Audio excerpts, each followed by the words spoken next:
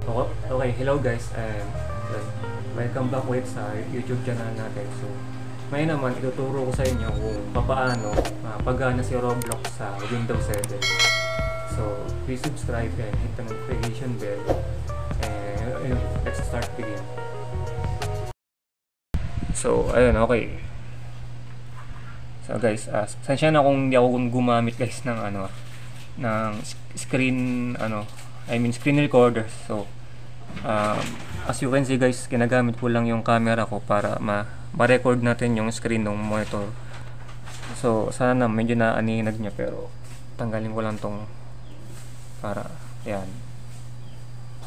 So ayun, ito guys, sinatapi ko kasi napansin ko may mga gumagamit pa rin ng Windows 7 katulad nung install ko. So, sorry dun kung may nakikita kayong parang moisture, yan yung tinapi ko nung una na monitor na naayos natin. So anyway, so may mga gumagamit pa rin kasi ng Windows 7 as based on my experience sa mga naging customer ko, tsaka napansin ko, kaya gusto ko i-topic yung topic na to. And then gumagana lang sa mga fans po dyan ng Roblox, or sa mga naglalaro ng game na Roblox dyan. Alam ko marami po, lalo na yung mga anak nating bata, or yung kahit naman sino siguro. So na pag in-install nyo po yung Roblox and then hindi siya gumagana, may nakalagay na error, so baka i-input ko na lang din dyan sa screen yung tinutukoy ko na ipipix natin today na ganun. So ang kailangan po nun, i-update natin si Roblox. So meron po kayong ita-download na apat na file. So baka i-link ko na lang din sa description yung link ng apat na file na. So ito na siya. Na-install ko na kasi siya guys nung before. Ito, apat siya nagkaroon lang ng copy yung iba, pero yung apat na files na yan guys, i-download nyo, and then ito yung link na nahanap ko, which is talagang na-pick siya. So for example, itong first link na yan, so subukan natin i-copy. Sorry guys kung medyo siya, i-copy ko lang na ganyan, and medyo struggle lang kasi guys. Teka lang, open tayo ng browser ng Chrome. So hindi na kasi pwede sa Windows 10 yung older version. Anyway, so and go and paste. So ayun, yan. Ito yung link niya guys. For example, yan yung Microsoft Update Catalog. I-download nyo guys, mamimili lang kayo dyan guys. For example, ang pinili ko guys na na parang mas talagang compatible dito. Kung ako tatanungin nyo guys, mas piliin nyo na itong Windows, teka lang, nakalimutan ko yata. Windows Embedded Standard na to. Itong pang-apat na to. Yan. For example, pag din-download mo yan, kasi marami na akong kopya, kaya di ko na may download. So for example, na-download yun na itong pero anything dyan, kahit alin dyan guys, pwede. Basta kung gusto nyo lang ng specific, kahit piliin nyo na itong Windows Embedded Standard na yan. Then for example, na-download nyo na ganun, and andito na siya. Wait lang, ito yung apat na yun guys, pero yung file niya medyo mahirap lang siyang so like for example, itong isa, itong una, ito na yung nakuha natin. Yan, i-double click, i-enter na natin siya, magpe-prepare na siyang mag-install. Ayan, nakalagay na ganyan guys. Antayin lang natin. And then magsa-search sa update ng computer. Ayun. Kaya nakalagay guys na ganyan sa akin, security update for Windows tabla and so on is already installed on this computer. Kasi na-install ko na nga siya guys. Pero pag wala pa kayo nito guys, yung pagka-pindot nyo nun, merong magpa-pop up, install nyo lang yun. And then pagka-install nyo sa kanya guys, ito importante. Pag may lumabas dito guys na sa Windows 7 to, pag may lumabas na parang pop-up screen dito na limitaw na an update is already to install on your computer, it needs to be restarted. So i-click nyo agad para mag-restart yun. And then pag nag-restart siya, for example, nag-restart na siya, ganun, nag-restart.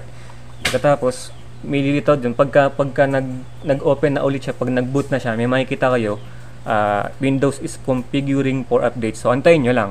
So and then i-next nyo kagad yung pangalawang link. So ito yung pangalawang link nya. So ito, ayan guys. So ganun lang din guys, ganun lang din. Kung ano yung ginawa nyo sa first link guys, may i-copy nyo lang. So baka i-link ko na lang to sa description. Medyo struggle lang guys yung pag-hawak natin ng camera anyway. So ganun. Copy lang din, tapos i-paste nyo rin dun sa ano. Sana guys makasunod kayo dun sa procedure guys. So ganun lang guys, i-copy nyo yung link, and then pag na ano na kayo, pag nandun na kayo sa site na yon, yung first siya pangalawa, yan katulad lang din nun. Ito, mamimili lang kayo guys yan kung ano yung gusto niyo diyan, pero for some reasons guys, yung mas mataas na MB siguro, yung pinakahuli, kahit itong Windows 7 na to guys, piliin nyo yan. Pero anything dyan guys, pwede talaga. So for example, na-download nyo na rin yung kung ano yung napili nyo dyan sa list na yan. So, and then, pagka-download nyo, for example, ito naman siya. Yan. For example, ito yung yung pangalawang download natin. Yan. Magsa-search siya sa update, and then mililitaw dyan na do you want to install update, katulad dun sa unang lumitaw. So, install nyo lang yan, and then mililitaw ulit dyan. Wait lang mama. Mililitaw ulit dito sa baba guys na parang update is ready to install on your computer. Do you want to restart it now? So, i-restart nyo kagad. Yun yung pinaka-importante guys.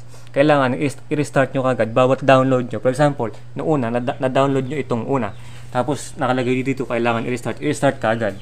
So, and then, saka nyo na lang i-download yung pangalawa siguro para hindi kayo ganong maguluhan pagka nag-restart siya.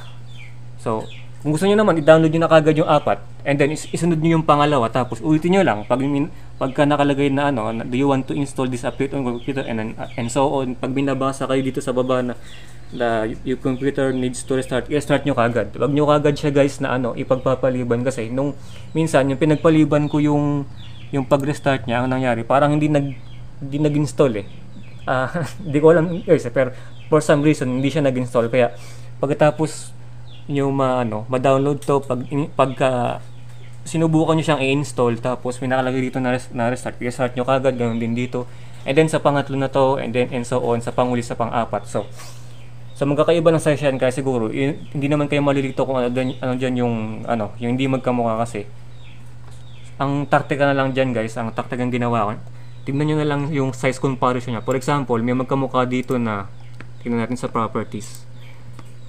So 9.14 MB yung kanyang size, and then yung isa medyo dikit yung size niya pero magkakaiba yan guys. So 300 MB tong isa, ito malaki yung size itong isa, 300 MB yan. So pumapalo yan, siguro yun yung panghuli yata, and parang ganun. So ito namang isa ay 53 MB. So ito yung nauna 9 MB lang, di ba?